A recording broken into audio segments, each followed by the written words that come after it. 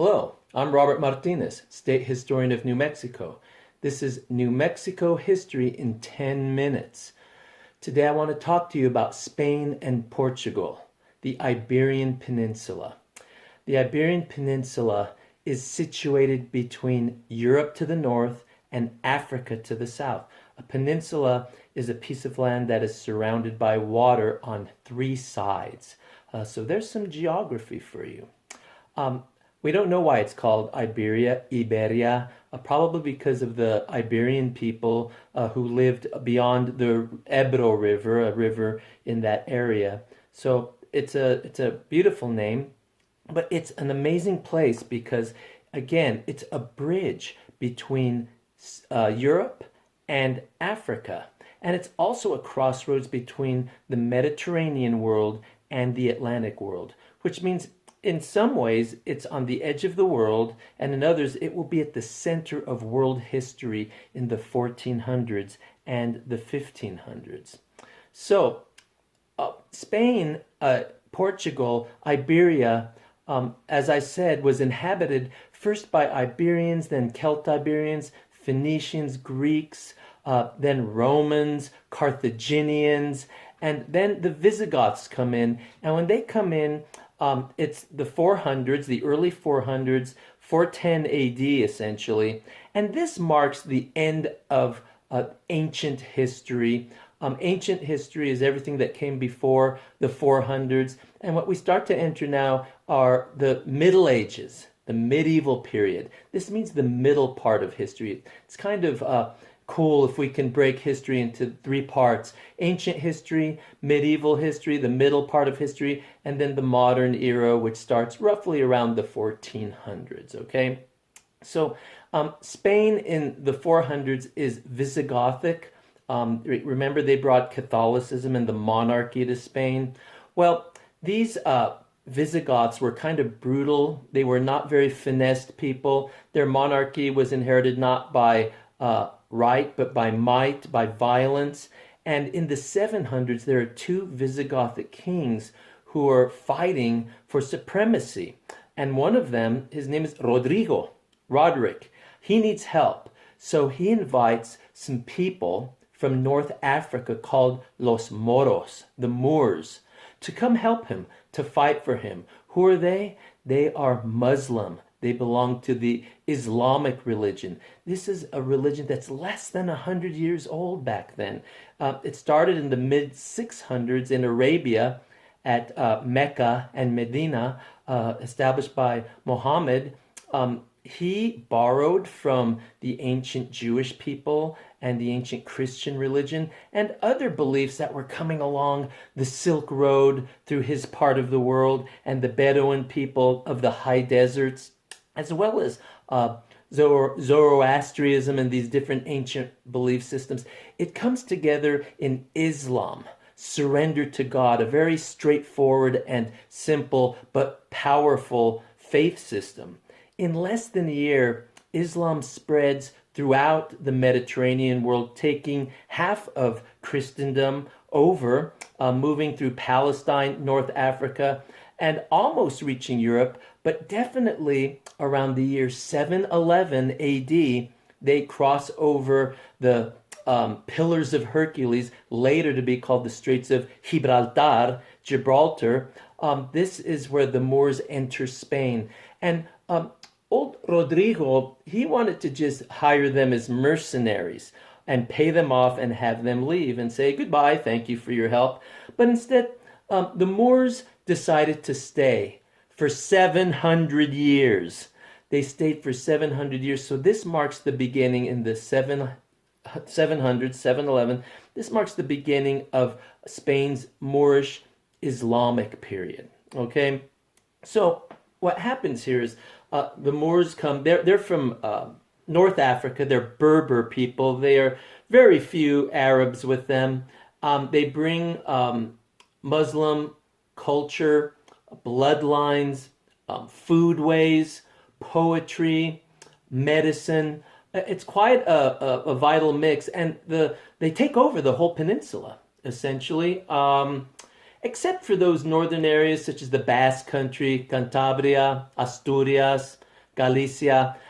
Those stay strongholds of ancient Catholicism. And by the mid 700s, they're trying to retake their land to the south, but the Catholics don't have a very good go of it.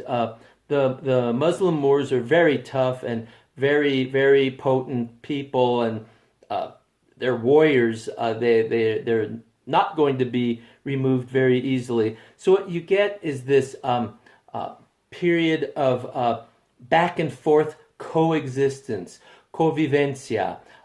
It's sometimes violent, it's sometimes peaceful, it's sometimes pleasant and unpleasant compared to how we do things nowadays. But nonetheless, this is where you see a great mixing of Catholicism, Islam, and Judaism, because there are Sephardic Jews in Spain by this time.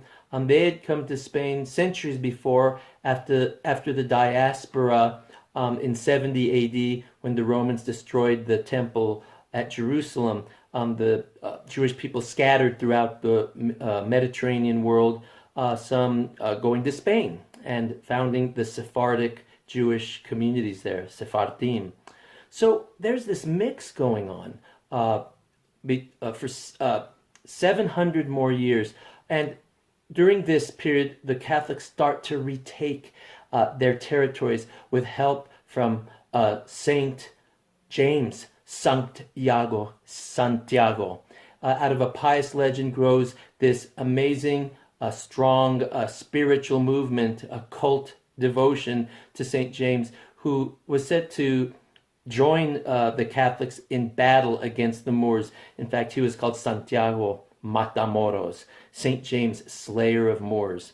So this Reconquista, reconquest of Spain, takes a while.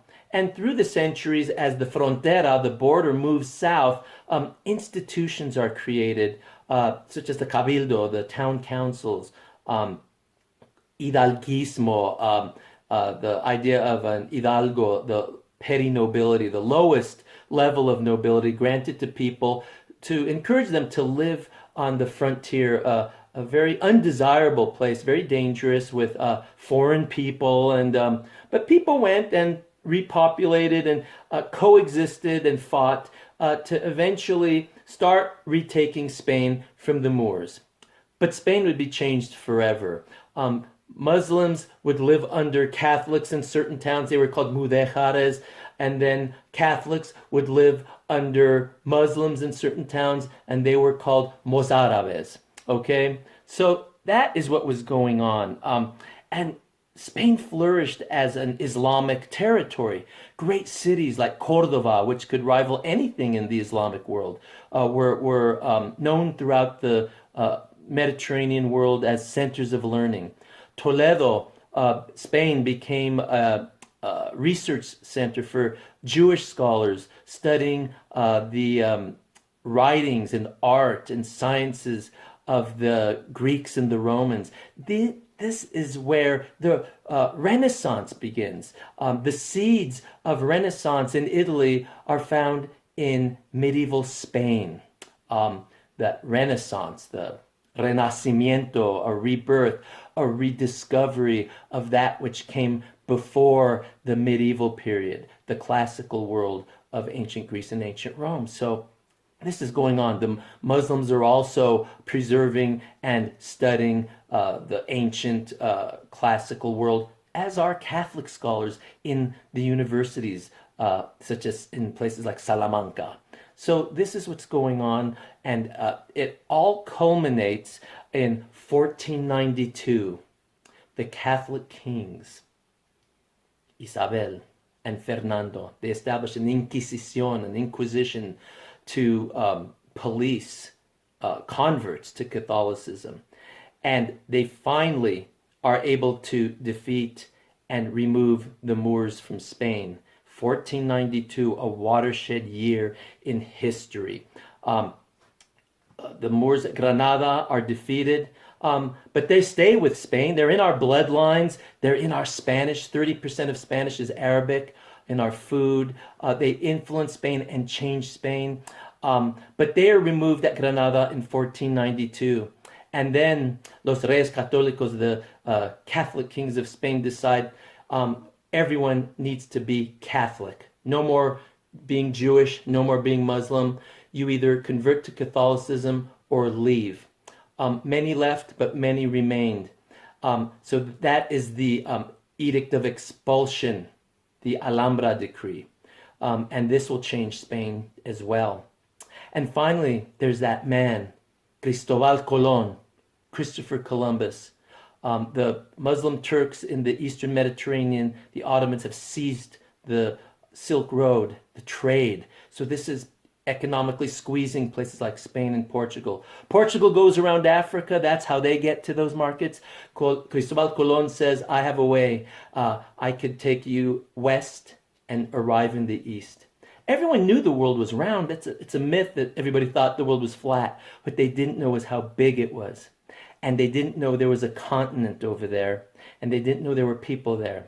And the people that Columbus and his Spanish sailors would encounter in 1492, they weren't European, they weren't African, they weren't Asian. They were the Americans, the Native Americans. I'll talk to you next time. Hasta pronto.